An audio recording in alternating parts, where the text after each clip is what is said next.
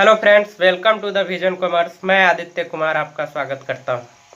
दोस्तों, आज आपके इस अपने चैनल पे बीकॉम सेकेंड पार्ट का क्लास शुरू किया जा रहा है। आपने अभी तक हमारे इस चैनल को सब्सक्राइब नहीं किए हैं तो कृपया सब्सक्राइब कर लें और बेल आइकन प्रेस करना ना भूलें, ताकि हम आपके लिए नए नए वीडियो लेकर आए तो उसका नोटिफिकेशन आपको आसानी से प्राप्त हो सके। दोस्तों, आज का यह क्लास बीकॉम सेकेंड पार्ट के लिए है और आज बीकॉम सेकेंड पार्ट का पहला क्लास होगा। तो इस पहले क्लास में हम लोग यह जानने का प्रयास करेंगे कि बीकॉम सेकेंड पार्ट का सिलेबस क्या है, इसमें कितने पेपर होते हैं, कौन पेपर मेन पेपर होगा और कौन सा सब्सिडरी पेपर होगा। साथ ही साथ हम लोग मेन पेपर को शुरू करेंगे, आज ही शुरू करेंगे और इस बीकॉम सेकेंड पार्ट के सीरीज में उसको कंटिन्यू करेंगे।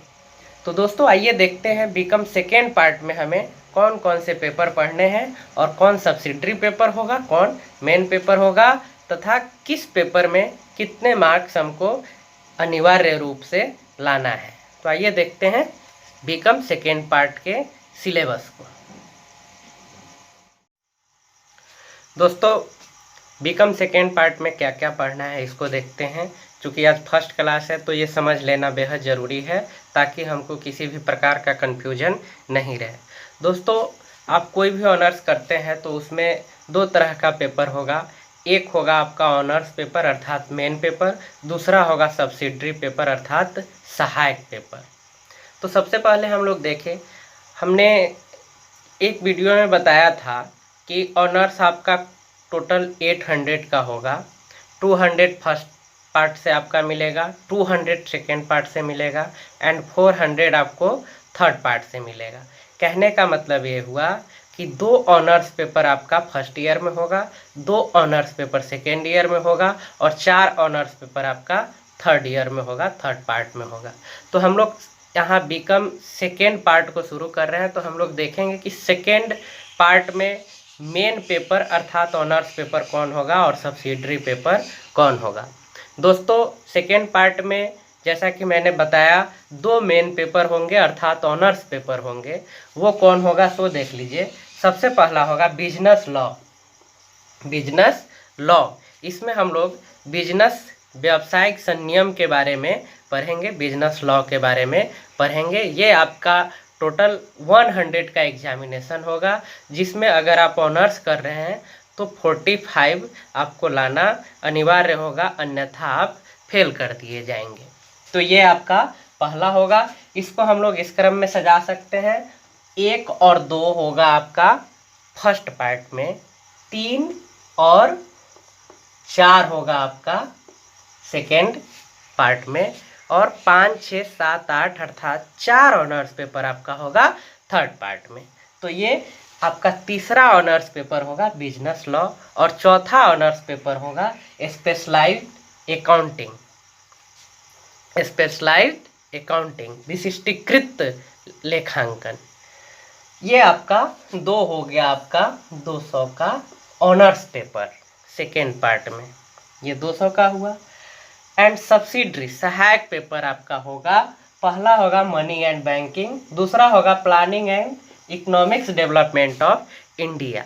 ये सब्सिडरी पेपर क्या होता है आपने फर्स्ट पार्ट में समझ चुके होंगे कि सब्सिडरी पेपर क्या होता है। इसमें आपको 33 मार्क्स लाना अनिवार्य है, पास करना अनिवार्य है, लेकिन इसके मार्क्स आपके मेन रिजल्ट में नहीं जोड़े जाएंगे, लेकिन इसको पास करना अनिवार्य है, जैसा कि आपने फर्स्ट पार्ट में पास करके सेकेंड पार्ट में एंट्री लिया है। तो ये 2 पेपर आपका होगा, money and banking, planning and economics development of India. ये सब्सिडरी अर्थात सहायक पेपर होंगे। ये होगा आपका दोनों 200 का। और एक आपका लैंग्वेज सब्जेक्ट होगा जो 100 का होगा। ये आप अगर हिंदी लेते हैं तो हिंदी होगा, इंग्लिश लेते हैं तो इंग्लिश होगा। तो ये आपका बीकॉम सेकेंड पार्ट के एग्जामिनेशन का स्ट्रक्चर रहा, सिलेबस का स्ट्रक्चर रहा। आज के इस क्लास में हम लोग स्पेशलाइज्ड अकाउंटिंग शुरू करेंगे। चूँकि ये मैथमेटिक्स है, ये अकाउंट्स है और ये बिजनेस लॉ एक थ्योरी पेपर है, तो इसलिए हम कोशिश कर रहे हैं कि पहले आपको अकाउंटिंग सेक्टर का जो भी है उसको दे, ताकि आपका तैयारी अच्छे ढंग से हो सके। सब्सिडरी आप खुद से भी पढ़कर मेहनत कर सकते हैं, लेकिन मैं कोशिश करूँगा कि आपको थियोरिटिकल जो भी सब्जेक्ट है उसका भी क्लास दे पाऊँ। प्रैक्टिकल हम लोगों का इसमें होगा स्पेशलाइज्ड अकाउंटिंग, उसको आज हम शुरू करते हैं और उसके सिलेबस को देखते हैं कि उसमें हमें क्या क्या पढ़ना है। तो आइए देखते हैं स्पेशलाइज्ड अकाउंटिंग में हमें क्या क्या पढ़ना है। दोस्तों आज हम लोग बीकॉम सेकेंड पार्ट का क्लास शुरू कर रहे हैं। बीकॉम सेकेंड पार्ट में एक ऑनर्स पेपर होता है स्पेशलाइज्ड अकाउंट। इसको हम लोग बीकॉम सेकेंड पार्ट के सीरीज में आज शुरू किए हैं। तो इसे देखने से पहले, इसे स्टार्ट करने से पहले सबसे पहले इसका सिलेबस जानना जरूरी है कि हमको इसमें क्या क्या पढ़ना है, हमें कौन कौन से चैप्टर स्पेशलाइज्ड अकाउंट के अंदर में पढ़ना है, उसको हम लोग समझ लेते हैं। फिर इसके चैप्टर 1 को स्टार्ट करेंगे नेक्स्ट क्लास में और आगे बढ़ेंगे। दोस्तों सबसे पहला चैप्टर होगा इसमें अंशों का निर्गमन, हरण एवं पुनर्निर्गमन सहित एवं पूर्वाधिकार अंशों का शोधन, अर्थात issue, forfeiture and re issue of share and redemption of preferential share. ये हमारा पहला चैप्टर होगा। इसमें हम लोग पढ़ेंगे कि कोई भी कंपनी अपने शेयर को कैसे मार्केट में बेचती है और उससे कैसे पैसा कलेक्ट करती है। अगर उस पर पैसा कलेक्ट नहीं होता है तो उसको फिर हरण कैसे किया जाता है, फॉरफिटेड कैसे होता है और उसका लेखांकन, उसका एंट्री कैसे होता है, ये हम लोग इस चैप्टर में पढ़ेंगे। शेयर किसी भी कंपनी के पूंजी का एक खंड है, टुकड़ा है या इम्पोर्टेंट चैप्टर होगा। दोस्तों नेक्स्ट चैप्टर होगा ऋण पत्रों का निर्गमन एवं शोधन, issue and redemption of debenture. दोस्तों हमने हिंदी और इंग्लिश इसलिए डाला है ताकि बहुत सारे स्टूडेंट हिंदी मीडियम से होते हैं तो उनको भी समझने में कठिनाई नहीं हो, इसलिए हम लोग दोनों लैंग्वेज को लेकर चलेंगे। तो ये दूसरा और महत्वपूर्ण चैप्टर है। इसमें हम लोग पढ़ेंगे कि कोई भी कंपनी ऋण कैसे कलेक्ट करती है, ये हम लोग इसमें पढ़ेंगे और इसका लेखांकन कैसे होता है इसको देखेंगे। तीसरा है कंपनियों के अंतिम लेखे, final accounts of A company. कोई भी कंपनी जो है उसका हम लोग फाइनल अकाउंट कैसे करेंगे वो हम लोग इसमें देखेंगे। यहाँ नेक्स्ट चैप्टर है हम लोगों का लाभों का निपटारा, लाभांश की घोषणा।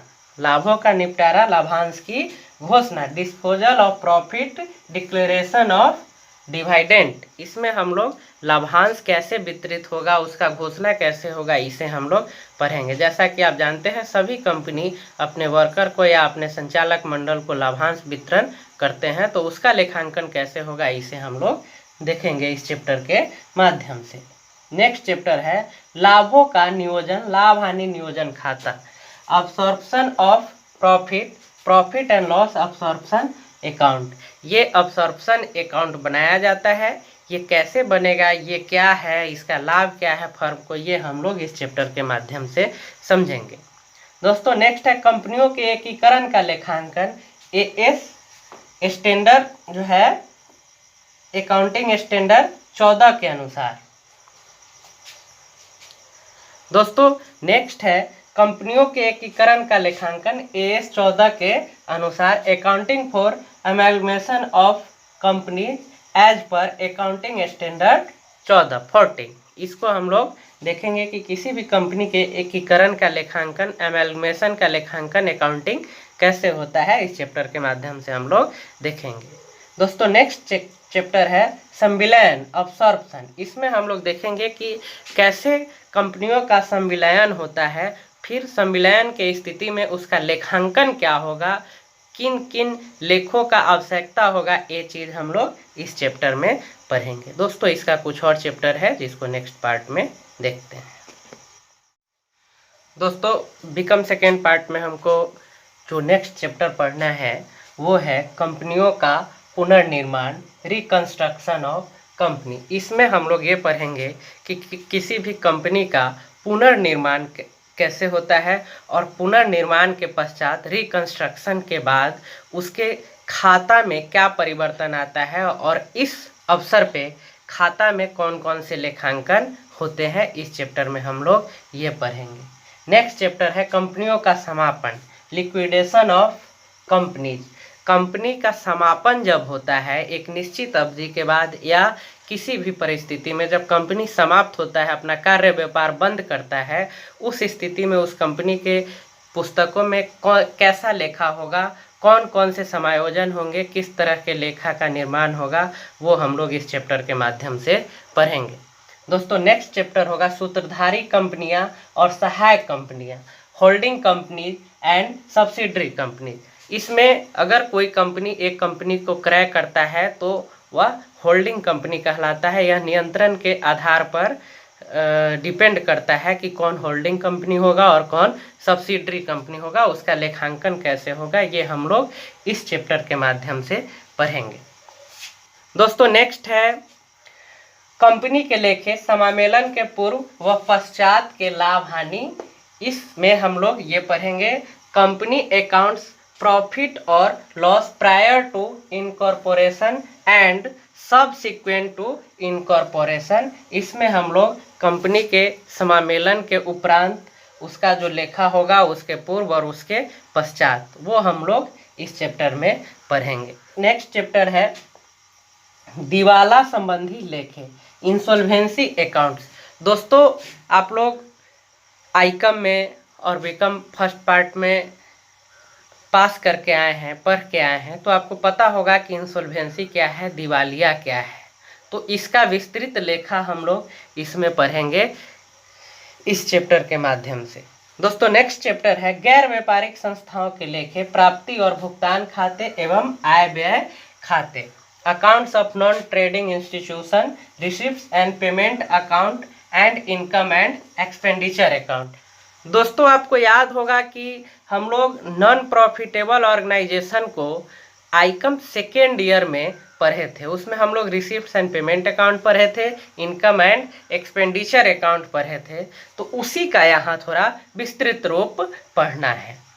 दोस्तों नेक्स्ट है बैंकिंग कंपनियों के लेखे, अकाउंट्स ऑफ बैंकिंग कंपनी। इस चैप्टर के माध्यम से हम लोग बैंकिंग सेक्टर से जुड़े हुए कंपनियों के लेखा के बारे में पढ़ेंगे। तो ये हमारा बीकम सेकेंड पार्ट का एक सिलेबस रहा और उसमें हम लोग स्पेशलाइज्ड अकाउंट के चैप्टर को देखें कि हमको कौन कौन से चैप्टर पढ़ना है। दोस्तों आज का क्लास यहाँ समाप्त करते हैं। नेक्स्ट क्लास में बीकम सेकेंड ईयर के सीरीज में हम लोग स्पेशलाइज्ड अकाउंट के चैप्टर 1 को शुरू करेंगे और इस सीरीज को कंटिन्यू आगे लेकर चलेंगे। दोस्तों अगर आपने अभी तक हमारे इस चैनल को सब्सक्राइब नहीं किए हैं तो कृपया सब्सक्राइब कर लीजिए और बेल आइकन को प्रेस करना ना भूलें, ताकि हम आपके क्लास के वीडियो लेकर आए, आपके क्लास से संबंधित मटेरियल लेकर आए, तो उसका नोटिफिकेशन आपको आसानी से प्राप्त हो सके। दोस्तों आपके जानकारी के लिए बताना चाहूँगा कि आपके इस अपने चैनल पे the Vision commerce YouTube channel पे आईकम, बीकम और यूजीसी नेट जेआरएफ के लिए तैयारी कराया जाता है। तो उस परिस्थिति में आपको अपने क्लास के मटेरियल ढूंढने में परेशानी नहीं हो, इसलिए हम लोगों ने इस चैनल पे प्लेलिस्ट बनाया है। तो आप अपने क्लास से संबंधित प्लेलिस्ट में जाकर सभी वीडियो को देख सकते हैं। दोस्तों आप अगर विधिवत तैयारी करना चाहते हैं तो आप इस वीडियो को देखने के बाद नोटबुक तैयार करना आवश्यक है। आप नोटबुक तैयार करें, तभी आपको समझ में आएगा और आपकी तैयारी अच्छे ढंग से हो पाएगी। नमस्कार, धन्यवाद।